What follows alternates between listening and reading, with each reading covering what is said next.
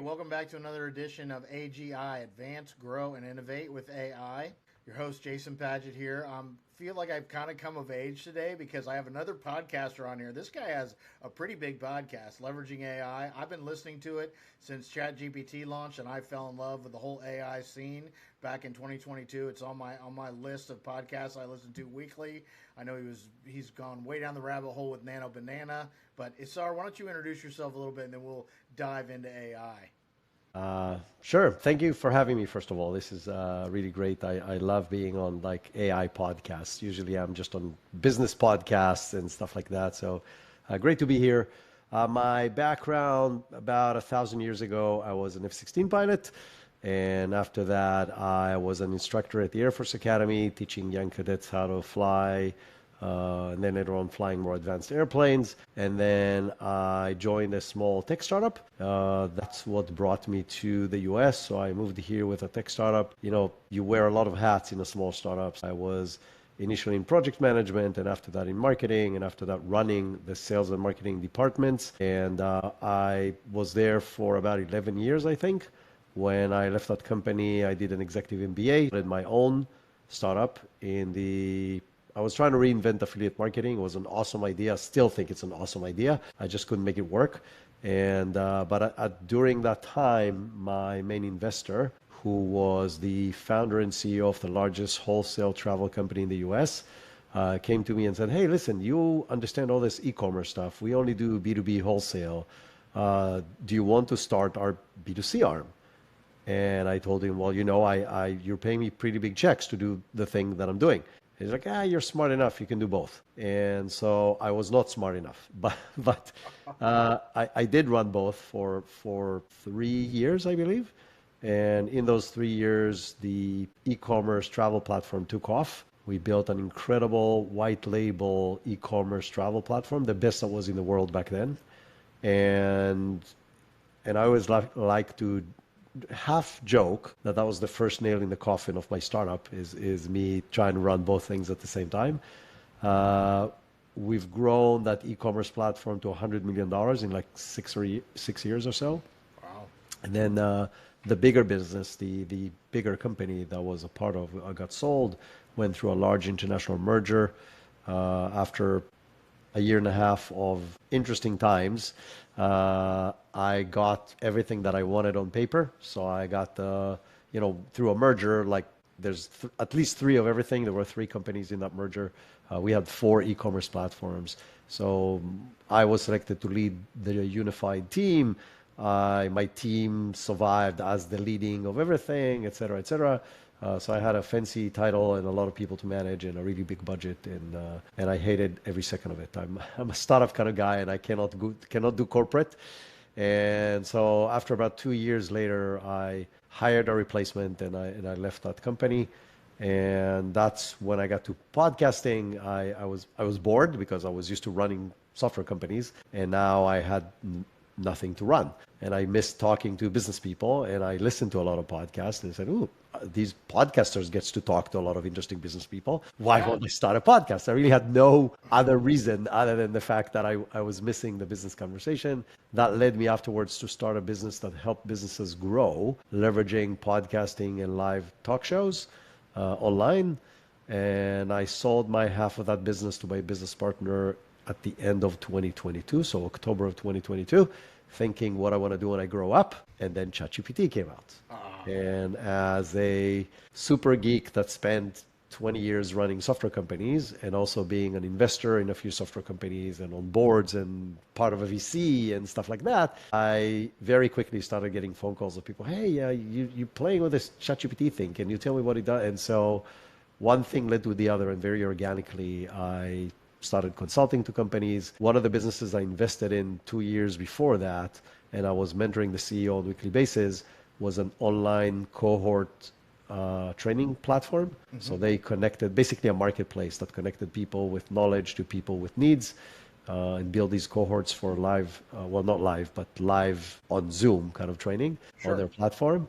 And on January of 23, I told the CEO, I said, "Listen, you must have an AI course." He said, "Yeah, I agree with you. This thing is like everybody started talking about this." do you know anybody that can be the instructor? And I said, yeah, I'll be your instructor. And he started laughing.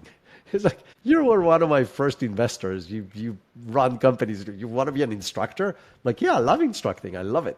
And he's like, okay, I trust you. You're it. So in April, we've launched the AI Business Transformation course, April of 23. And I've taught at least one course a month since, in many months, more than one. And so most of the courses are private. So I teach companies courses and workshops. But then every now and then when I have the bandwidth, I open a public course and then anybody can sign up. But yeah, I've been doing AI education, implementation, consulting for the last 2.5 years. So that's, in a nutshell, who I am and what I've done in the last 20 plus years. That's awesome. First off, thank you for your service. Simplify. I was I call this my Navy camouflage. I was a United States Marine reservist at one point in time. I'm a little heavy set for that now, but I loved the Marine Corps, and I wanted to switch from reserves to active duty, but it was between the two Gulf conflicts, and I had already signed up for the reserves, and the Marine Corps doesn't like to grow when it doesn't need to, so I didn't end up getting that chance. But a lot of similarities. I mean, about 10 years ago, I shifted from the restaurant industry that I've been in for 20 years to the space of behavioral health and community paramedicine, and I helped develop a program there for peer-based recovery support for people who struggle with mental health and addictions problems. I'm in recovery myself, and then eventually, like, they saw my talent and shifted me to marketing. I did marketing for a while. I left and went to the Salvation Army. I thought, well, I never finished college. Like, maybe if I'm a development director or fundraiser, I could actually make some money in life one of these days, because EMS is not a real it's not a real money garnishing living, although it's a wonderful job. And so I was at the Salvation Army in Lafayette, Indiana, when ChatGPT hit, and I was like, I'd always loved writing. I'd always hated math. I was like, oh, bullshit. Like, let me see what this thing can do. And I was actually, even 3.5, I was really surprised. And I immediately saw, like, wow, this could take a lot of lift off for people who are, like, wearing multiple hats in a nonprofit. This can write a lot of your copyright. It does take some tone, voice, and style prompting, right? Even to this day, you can't just really use the out of the box. If I ever figure out how to get rid of M dashes, I will say AGI has been reached. That's my marker, because M dashes are everywhere. But the more and more I explored it, the more and more I started to realize, like, this does offset my math deficits and data analytics deficits, or at least it can explain it to me patiently, like I'm 6 years old, right? So that was awesome. But then I also realized, like, whatever you're really good at, you will be really, really good at with AI, right? So, like, my boss, who's an artist, like a painting artist, he can get 10 times better images out of an image generator. Even back when DALL-E was making, like, robot-looking future, I hated those images, but he would get in there and type something up, and it would damn near paint a Picasso. And I'm like, what did you do, man? Like, how are you doing that? So it's an awesome space, and it's become a huge passion of mine. I do some educating. Most of it's been for free. I will tell you, outside of enterprise in the state of Indiana, we do not see a lot of adoption in the small to medium-sized business and nonprofit area yet. I don't know what Florida looks like. You're out of Orlando, correct? Yes. What does that look like in your landscape? I think generally in the U.S., the last quarter, maybe two, people are finally waking up. Yes. And so... But again, I start every lecture and every workshop that I do, which is very frequent, usually more than one a week, with the same question of, in the next 4 buckets, where are you? Bucket number 1, I'm a total beginner. Like, I may have played with ChatGPT, I wrote a prompt or two trying to respond to an email, but that's about it. Level number 2 is I started using it, I'm using it regularly, for many different things, but I don't have clear structured systems and processes for my business using AI. Bucket number 3 is I have several different structured business processes that AI is fully integrated into. And bucket number 4, I am an expert, like I can teach the course, right? To this day, and again, I do this every week, 80% at least of the people in the room are either in bucket 1 or bucket 2. And I do this in large corporations, I do this in small and medium businesses, I do this for solopreneurs and anything in between. And so I think that's kind of where we are. I think there's definitely people running faster and running forward and adopting and investing time and money and resources. But the vast majority are still in very early stages of adoption. And to speak to that, two things I don't think a lot of them realize, and I'd love your feedback on this. One is just how much you have to have your processes mapped out to leverage AI. And a lot of businesses don't have their processes mapped out. I mean, I even go through and do personal time studies myself every once in a while where I just record my whole day. I mean, I wear an ambient listening device anyway, we'll get into that, but where I like literally record my whole day and say exactly what I'm doing all the way along, and then feed that into like Notebook LM and then into a custom GPT and say like, okay, what am I missing? What could I automate? What could I get rid of here? So the process is one thing, but the context I think is a whole different ballgame. And my guess is 2026, the big combative conversation will be around ambient listening devices, because you cannot have an executive assistant that knows like half of your conversations and doesn't have access to your calendar and doesn't understand the whole plan. But then you tell people that and you're like, so you're going to have to record everything, learn how to keep it secure, make some rules around that in your business. They're like, what? Hell no, Big Brother's not watching us the whole time we're working. I'm like, well, I got news for you. If you really want to leverage AI, that's probably going to have to be the case. Do you agree, disagree, have different perspective on that? In general, I agree. And the reason I agree is twofold. One is it's a mindset shift, right? It's like people are like, oh my God, you will let OpenAI have all your data in their cloud computers? I'm like, you have all your data on either Google or Amazon or Oracle or Microsoft already. Like the data is not on your computer or in your office. It's in the cloud somewhere. You already trust a third-party provider with your data for at least a decade or about a decade, depending on the company. And so we're like, oh no, that's really different. I'm like, how is it different? If they do everything they can to keep your data protected and legally they're bound not to use your data for anything other than stuff you agreed to, then there's no difference between that and hosting your data on Microsoft or Oracle or whatever. Now, it's not completely true. There is significantly more cybersecurity risk with AI than there is with traditional storage. That is a given, at least for now. When or if it's going away, nobody really knows. But from the conceptual perspective, it's the same kind of custom. So that's reason number one. Like, I don't really see a big difference. Reason number two, the benefits are immense. I've been using Fathom to record, and again, there's multiple other tools. I'm not promoting Fathom or anything, but multiple tools that will record every call that you have and transcribe it and analyze it and give you action items and all of that. And it's a game changer. And you combine that with automations that know how to filter the meetings to different kinds of meetings, and then pull just those transcriptions to do further, more detailed analysis of these and give you action items and insights and proposals and whatever you need out of those. And then you understand that you can do a lot more stuff with the data that you have, and a lot faster and better. So you don't have to do it, but your competitors will. And then if you don't do it and your competitors will, it just changes your overall business cost or cost structure. So let's say now your competitors can do things 15% cheaper. They can price everything 10% cheaper than you and still make 5% more money. Now, if the overall margin is 20%, that is very significant. And so it becomes healthy or not, you want to do this or not, risky or not, scary or not.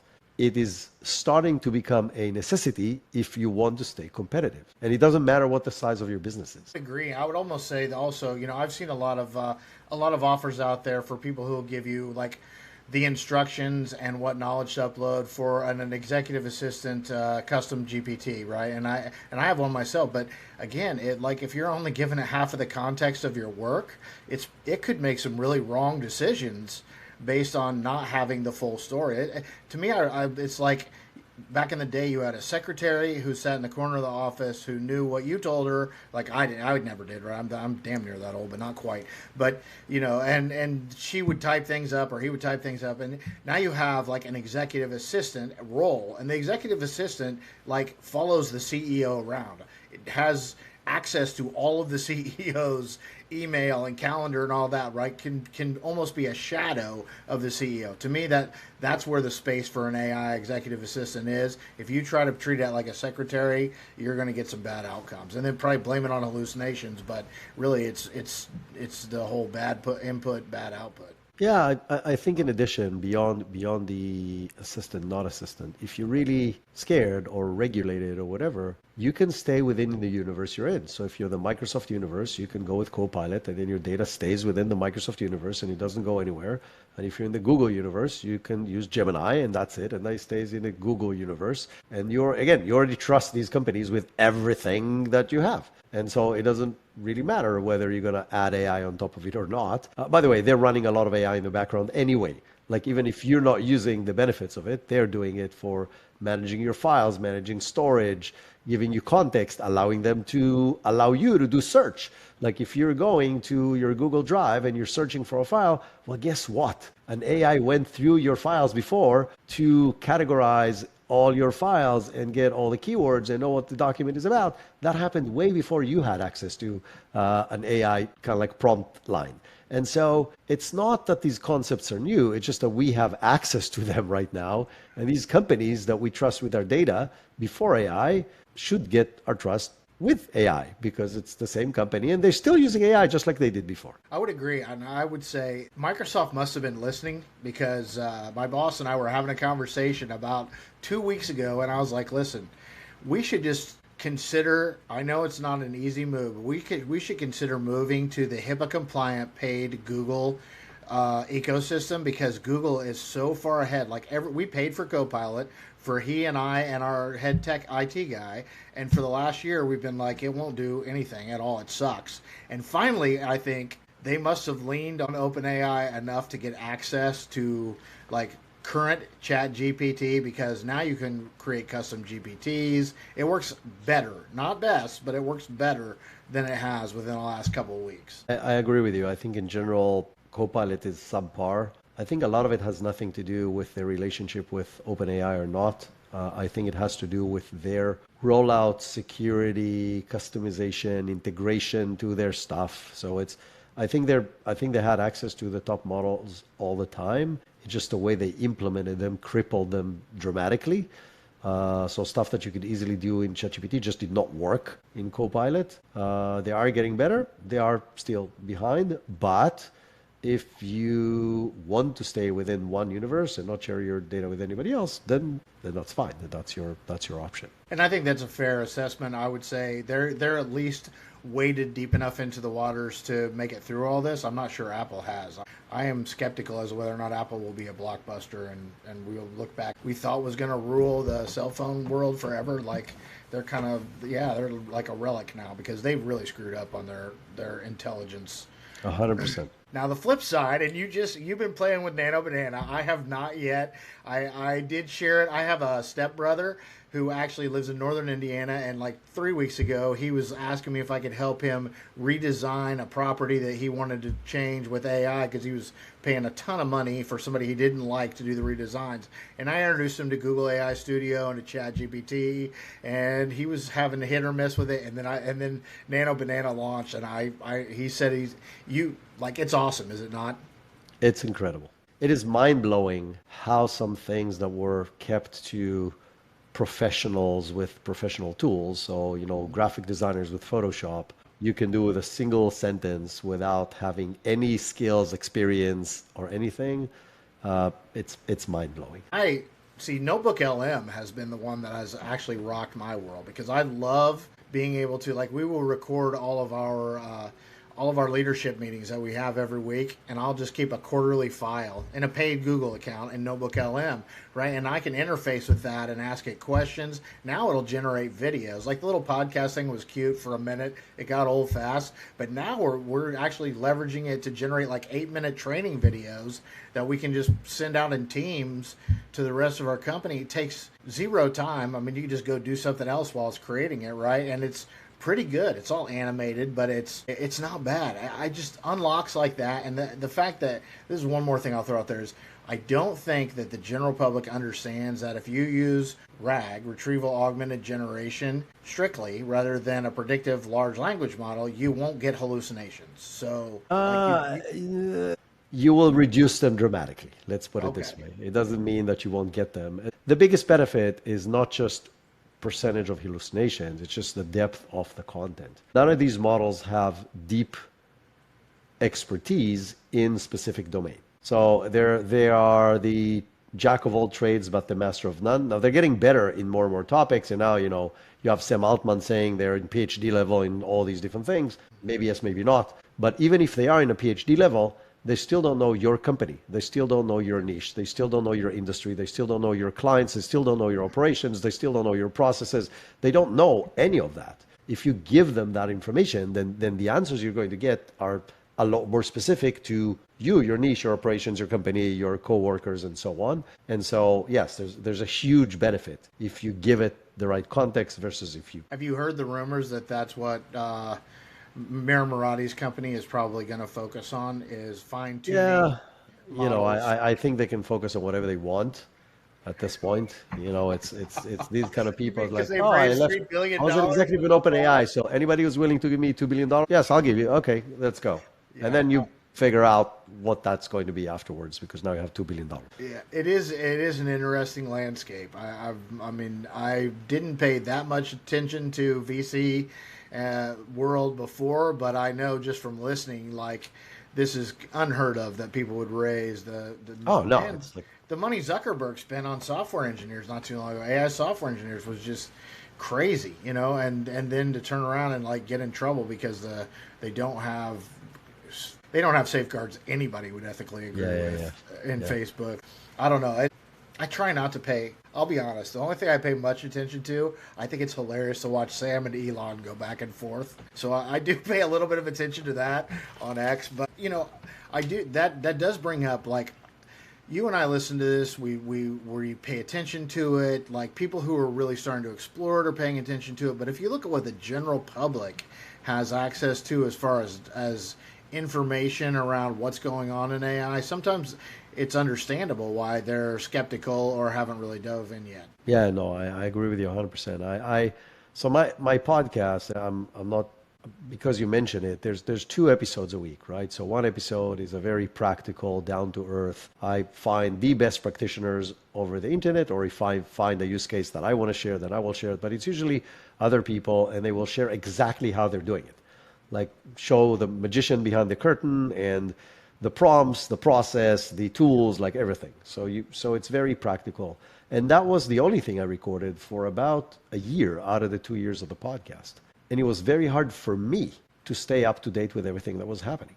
And I got to find a way to stay on top of the news. Like, how do I force myself to consume every piece of information that's coming out? And my approach to that was, I will start recording a second episode in which I'm going to cover the news. And that has to force me to know what's happening because I have to report about it.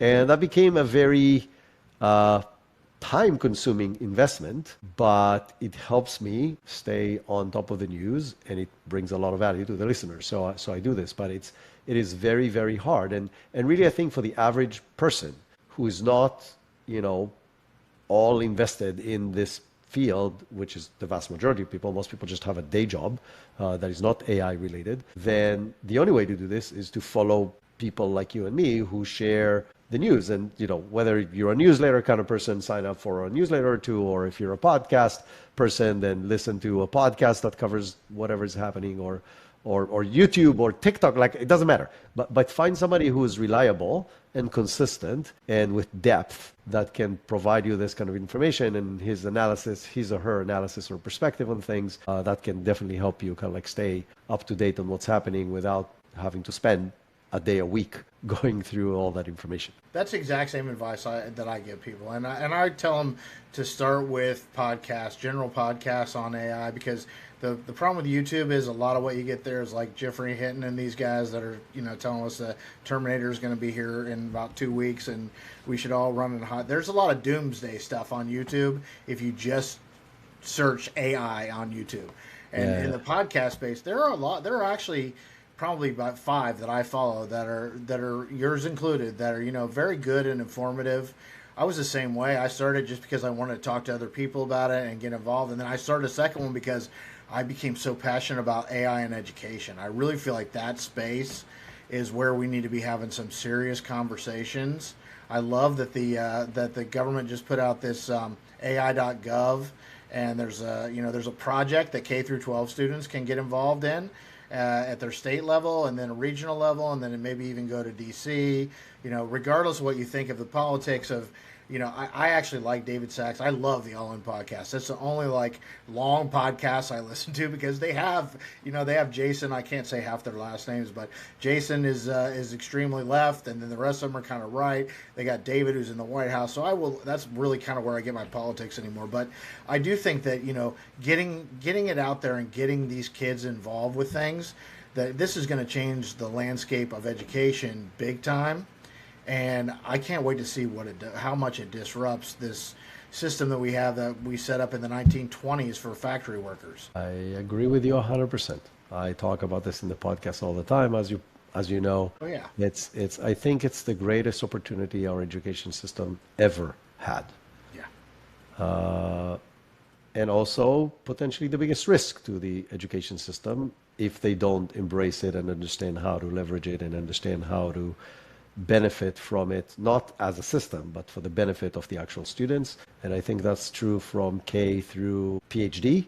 And I think the system, being a really rigid system, is going to have to go through some very serious changes in order to adapt, but I don't think there's another option. There are already smaller private schools that are rigged around AI tutoring that is completely personalized and so on, and that's by all means the future. Like, if every student can get the right guidance to he or she's current level, with adaptation to their style of learning, with adaptation to their current immediate level of, I can concentrate right now, or I cannot concentrate right now, and I would like to watch a video, or I would like to play a game, or I would like to read this, or I would like to do some interactive, or like whatever the case may be,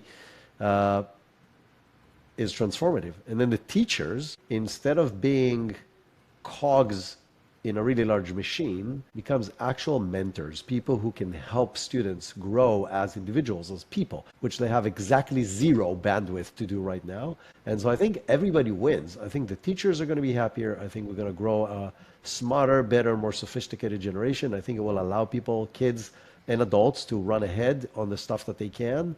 And like I said, I think everybody wins. There's if you come and visit northern Florida, there's a place called St. Augustine. It's a really beautiful small town on the coast, and it was one of the very first settlements of Europeans in the US. And it has the first school that was built by Europeans in the US. And it's a small wooden shack. And guess what? There's rows of seats and a blackboard in the back. Mm-hmm. And it surprisingly looks exactly like most classrooms today. And yes, today there's a screen instead of a blackboard, and the teacher is using PowerPoint instead of chalk. But other than that, we made very little progress. And it's scary if you think about what happened in the last 150, 170, 200 years. A lot of things changed. Yes. And the education system did not change much. And so I really see this as a great, great opportunity. So kudos to you for investing in that field. Well, I appreciate that.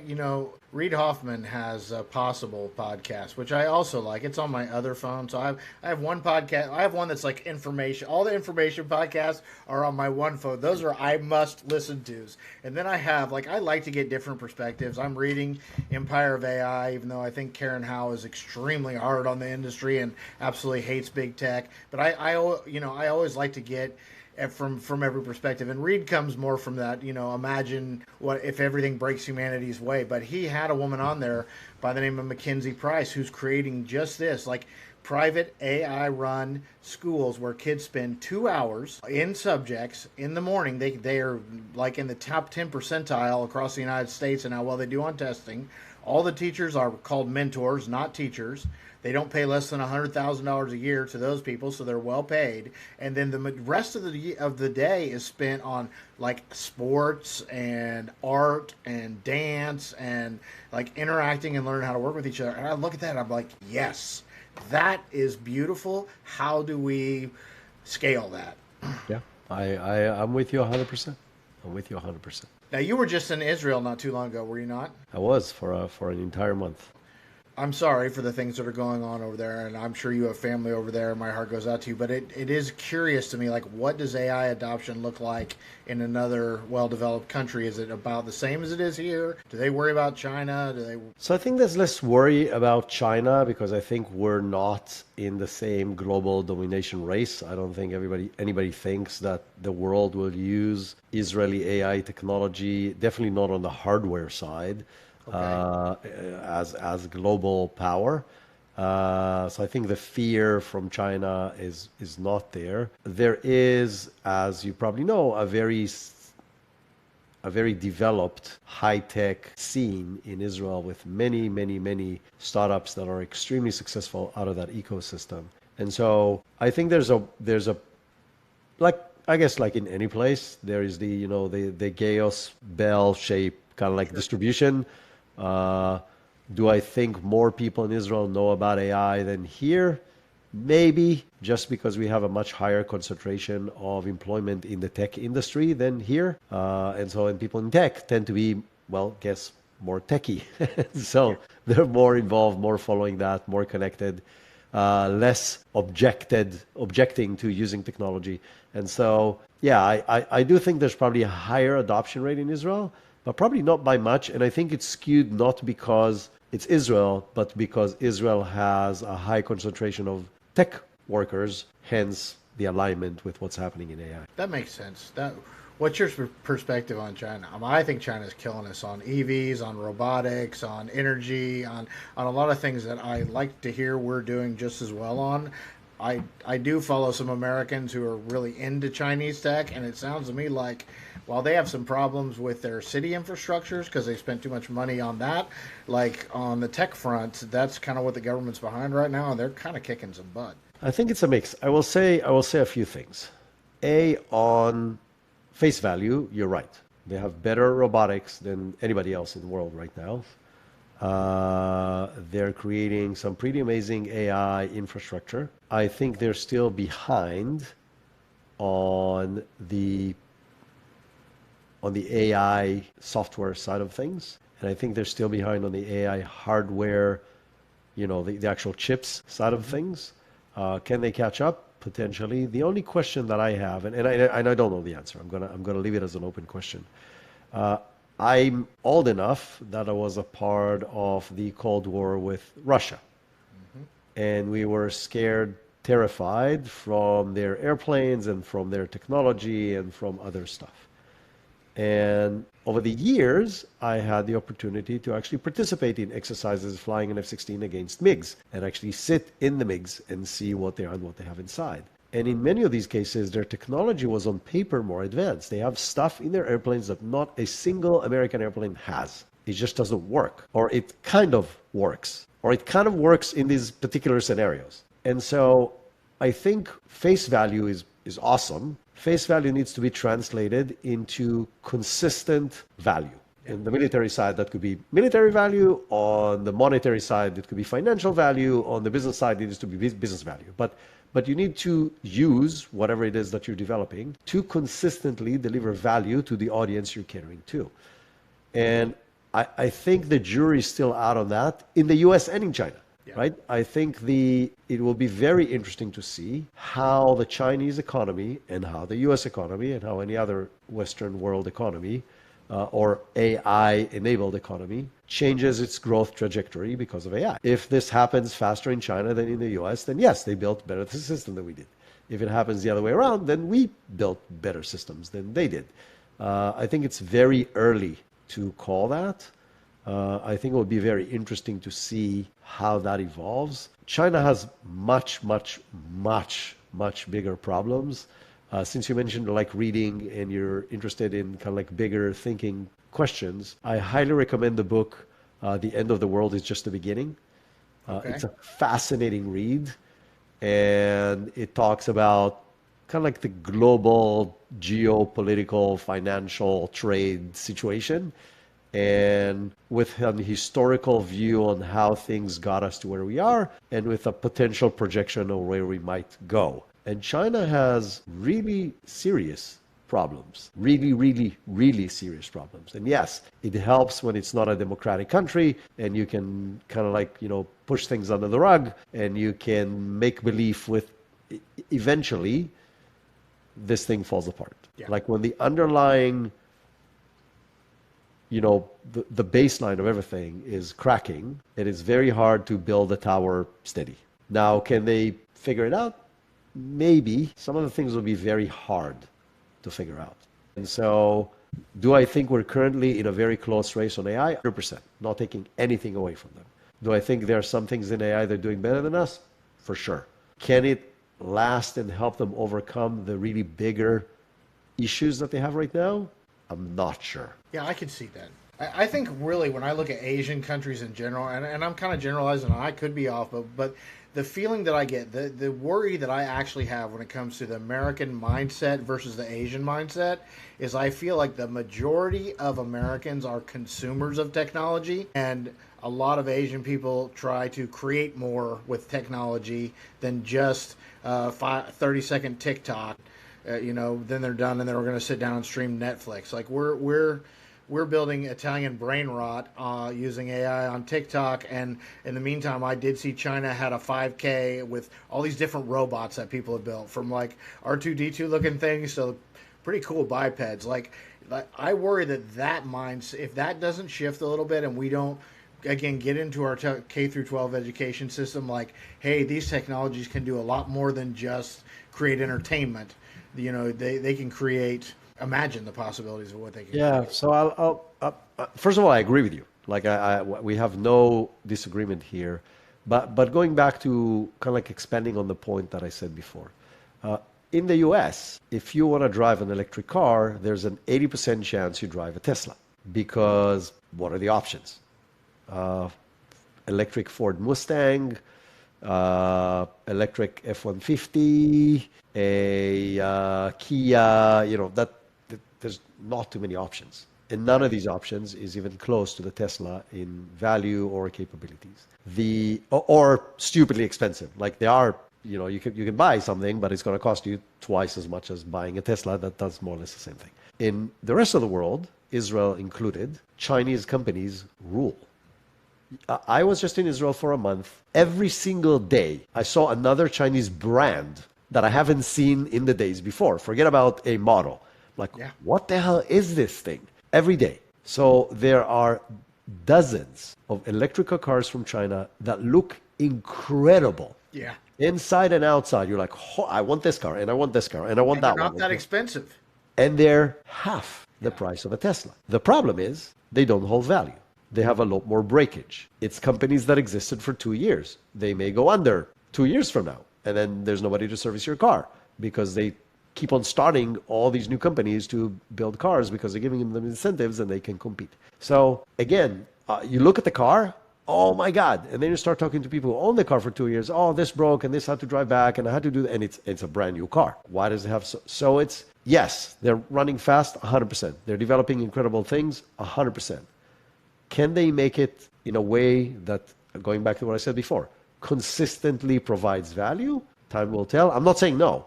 I'm just saying that's the thing we need to measure and not be excited about they're generating more stuff than we do. Yeah, that's a very pragmatic approach. So on the hardware front, I'm going to ask you a political question that this is weighed on me. So when they put out the USAI thing a few weeks ago, like about a month ago, right? The whole big thing.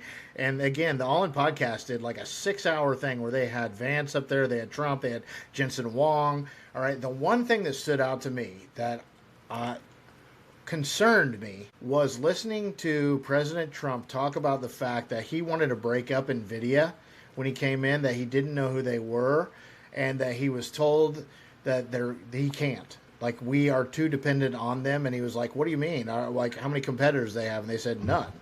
And he goes, well, then we're breaking them up for sure. And they were like, no, you can't. Like, even if you had 5 off spins and Jensen did a half-assed job of running NVIDIA for the next 10 years, no one would catch up with them. We need them. Like, that to me is almost, are we headed towards a political, a global dominance of big companies rather than governments type of dystopian thing like that? That's the first marker I've heard of, especially somebody like Trump who likes to do that kind of stuff, right? Prides and pats himself on the back at doing stuff like that. For him to be able to say, okay, I guess I can't.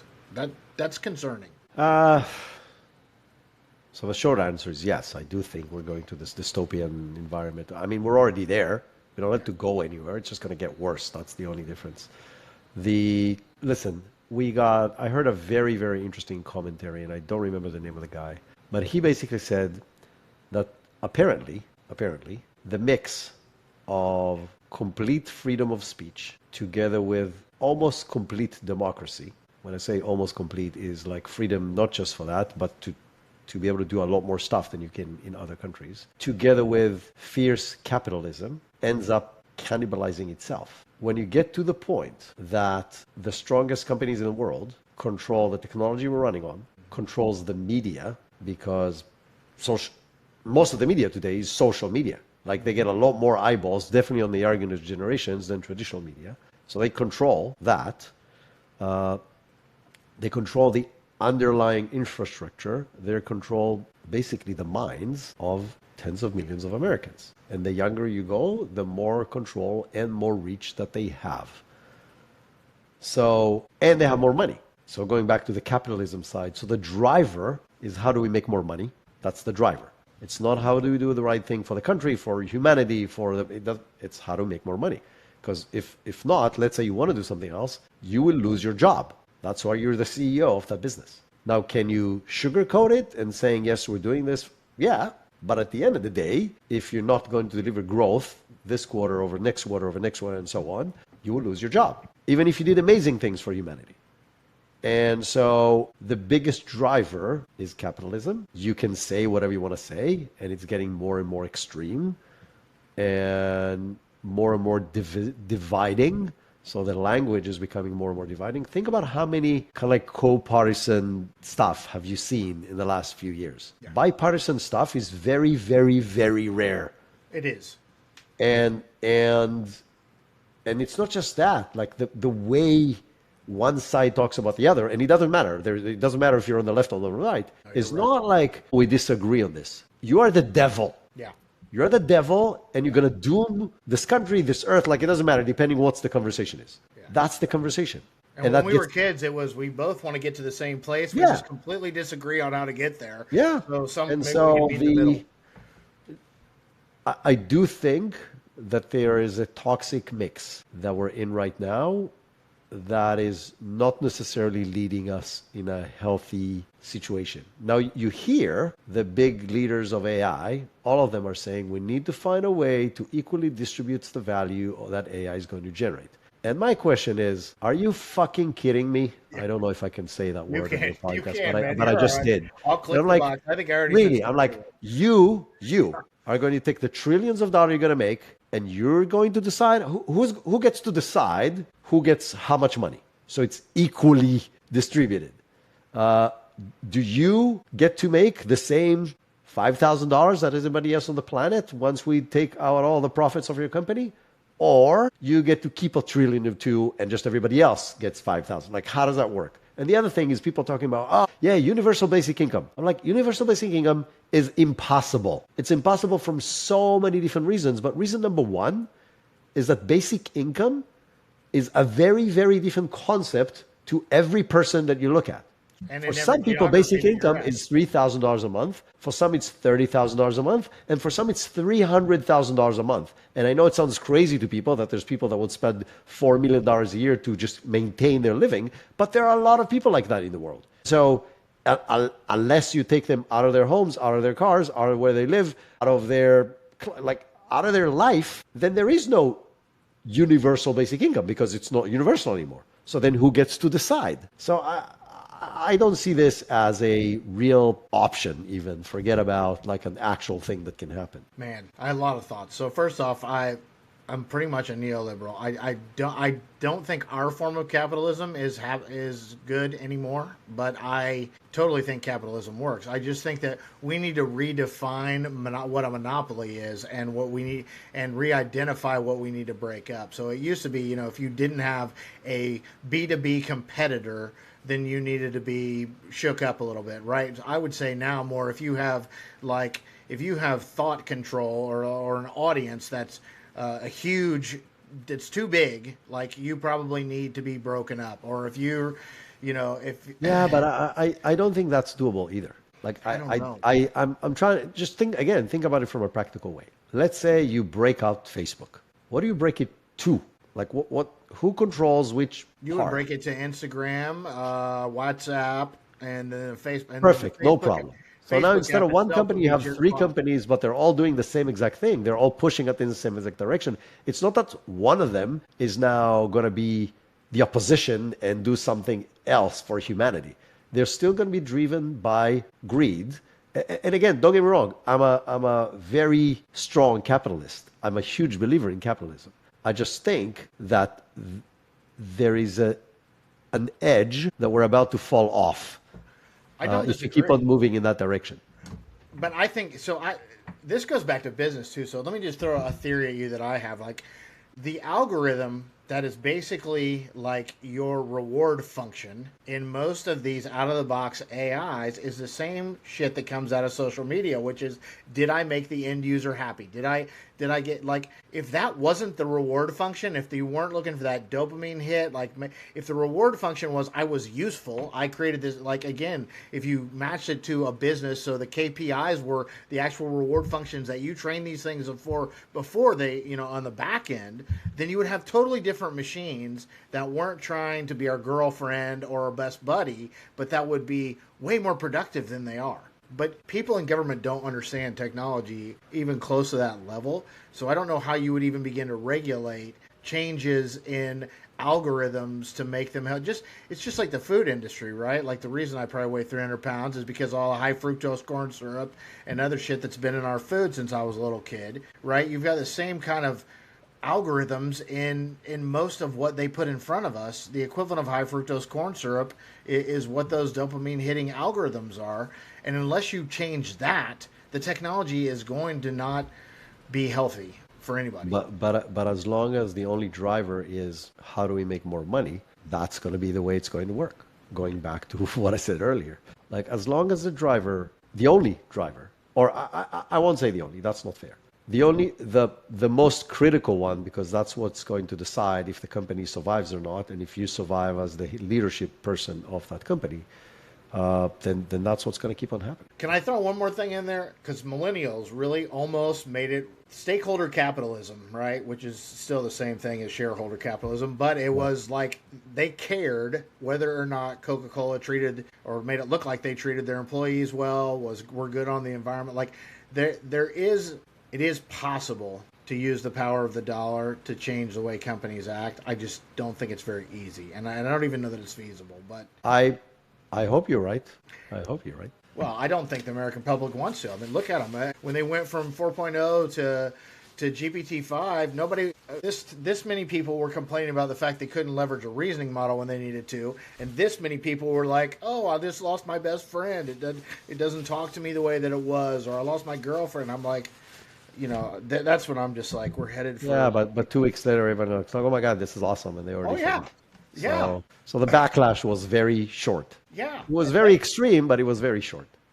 And that's something I know I got to be respectful of your time, but that is something I give Dario Amodei and even especially Anthropic, but even ChatGPT is like, I think that they're putting these things out there to test them, to better them, and they know they're going to get backlash on half of these releases because they're not quite fully baked, and so people don't like the little change, and then they take the feedback and they tweak it and they make it better for people, but. I think it's a bigger problem than what you're describing. I don't think it's because it's half baked. I think it's because it's infrastructure that is treated as software. So let me walk you through this. Okay. When they built the first electricity lines, what do electricity lines do? They take power from one place to the other. That's it. They deliver electricity, right? AI is electricity.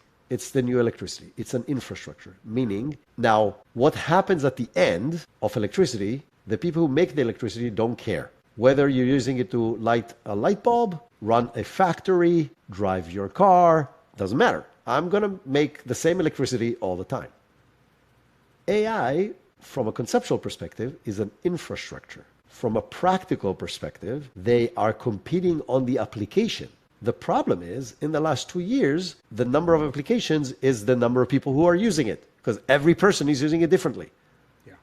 And so how do you cater for usage that you're not aware of, or you don't know, or you can't quantify, or you can't aggregate, or the chances of them building the perfect solution for everyone is zero. And I think that will change. I think that will change because I think sometime very soon, and it's already starting to happen, people will build their own applications.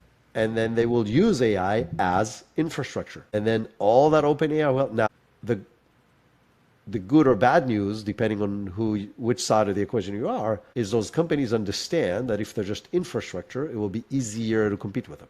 Yeah. If they are the application layer as well, they can get involved in your day-to-day and dig their fingers into everything that you do, and then you cannot decouple from them. And so on one hand, they should be focusing on the infrastructure layer. On the other hand, if they don't compete on the application layer, they may find themselves out of business once the other company does something that they don't have.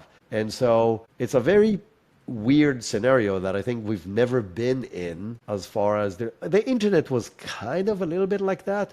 But if you think about it, the people built the infrastructure for the internet did not build the applications on top of the internet. It was other companies who did it. So even that's not a good example. And so it's interesting to see that a company that delivers a global infrastructure also delivers the application that runs on top of that infrastructure. And with that, it's a lot harder to make the right choice. I agree with you 100%. I just thought we would see more differentiators by now. So if I look at it, like ChatGPT is the Coca-Cola of LLMs, right? They got the first to market. They're the name on everybody's lips. And they've done kind of the Apple thing of making it a pretty user-friendly ecosystem, right? So Microsoft is still relying on the fact that you will feel secure being inside 365 doing whatever. Claude has definitely gone for the coders, and that was the one smart differentiator I've seen. And then Google, I don't know. I think the champion of it all will be Google in the end, because people don't even think about drug discovery, like all the other stuff that DeepMind is doing.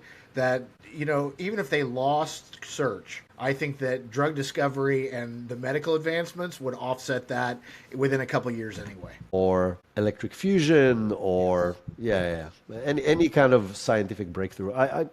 So I tend to agree with you. By the way, I think Google is going to win not just because of DeepMind. I think, and I said that early on when Google were an embarrassment to themselves in the mid of 2023. I said Google are going to win. Yes, I remember.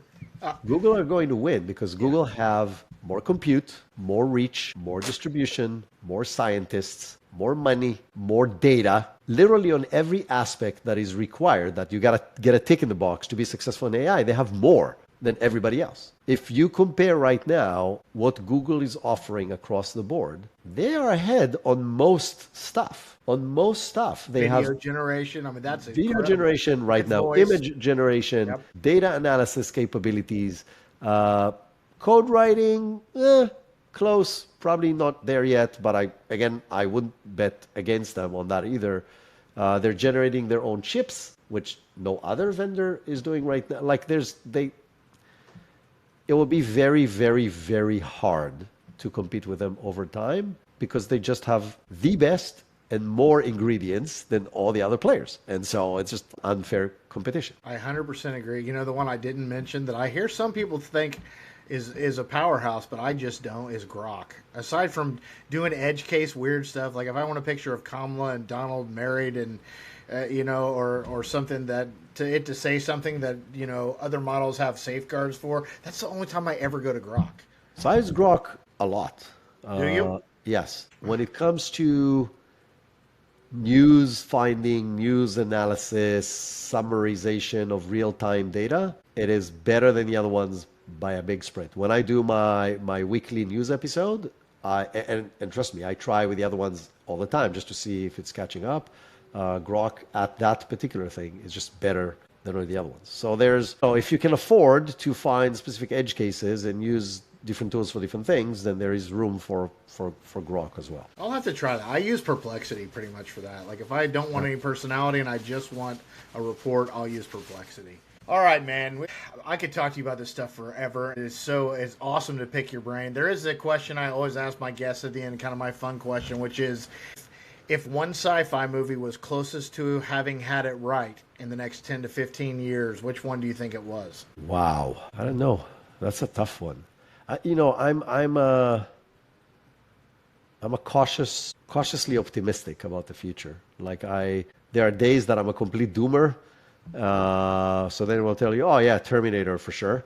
And I'll tell you the days that happens. Every time I listen to Jason Wong doing one of his big events. It's funny because I've heard them call the real life Skynet. Skynet. I'm like, yes. He describes Skynet, like literally every time I go back to the Skynet commercial in the Terminator movie, I'm like, shit, we're fucked. It's like, but on the flip side, then you hear an interview with Demis Hassabis.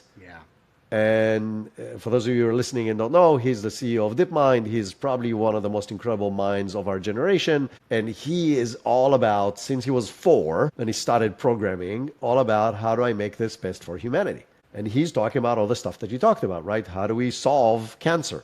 How do we solve hunger? How do we solve global warming? How do we, these kind of things? And you're like, holy crap, this could be so incredible. And so I'm on the fence. I'm probably somewhere in the middle. I'm cautiously optimistic, but not by a lot. So I'm probably a little bit, left or right or center, depending what you ask. So you asked me about a sci-fi movie that guesses the best of what happens. That's so tough. I don't know.